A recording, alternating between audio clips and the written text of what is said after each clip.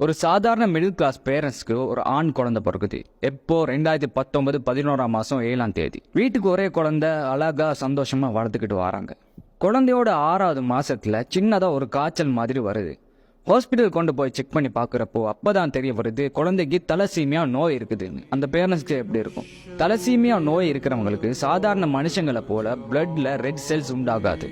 Blood கம்மியாகும், குறைஞ்சிக்கிட்டே போகும். மந்த்லி பிளட் பாடிக்கு ஏற்றிக்கிட்டே இருக்கணும். எவ்வளோ ஒரு கஷ்டம்.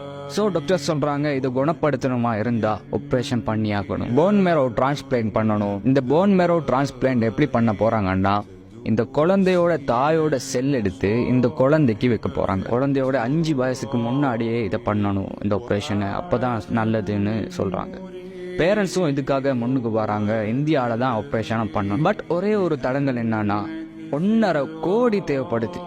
இந்த 1.5 கோடிங்கிறது மிடில் கிளாஸ் ஃபேமிலிக்கு எவ்வளோ ஒரு பெரிய பணம். இந்த 1.5 கோடியை 5 வருஷத்துல சேமிச்சிட முடியுமா? இந்த 1.5 கோடியை சேர்க்கறதுக்கு எவ்வளோ காலம் போகும்? அவங்களோட ஊரு அனுராதபுரம், கம்மிரிகாஸ்வர, அதுதான் அவங்களோட ஊரு. அந்த குழந்தையோட பேரு அகீல் அஹ்மத். அந்த குழந்தையோட அப்பா பேரு JM சாதிக். குவைட்ல டிரைவிங் தான் அவரோட ஜாப். அந்த குழந்தைக்காக இப்போ ஸ்ரீலங்கா வந்திருக்கிறார். அந்த குழந்தையோட வயசு இப்போ 4 வருஷம் 5 மாசம். மொத்தமா ஆபரேஷனுக்காக சேர்ந்து இருக்கிற பணம் 80 லட்சம். இந்த வீடியோ நான் பதிவிடுற தேதி 2024 மே 9ஆம் தேதி. இன்னும் 70 லட்சம் இந்த ஆபரேஷனுக்காக தேவைப்படல. இன்னும் 7 மாசத்துல இந்த 70 லட்சத்தையும் சேர்த்து இந்த ஆபரேஷனை பண்ண முடியுமாங்கிறது பெரிய ஒரு கேள்விக்குறியாதான் இருக்குது.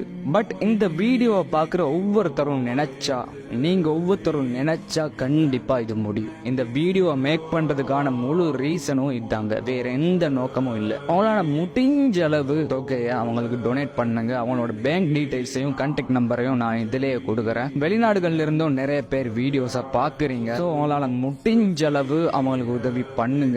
ஒரு குழந்தையா நினைச்சு, சொந்த குழந்தையா நினைச்சு, இல்லைன்னா சொந்த தம்பியா நினைச்சு உதவி பண்ணுங்க.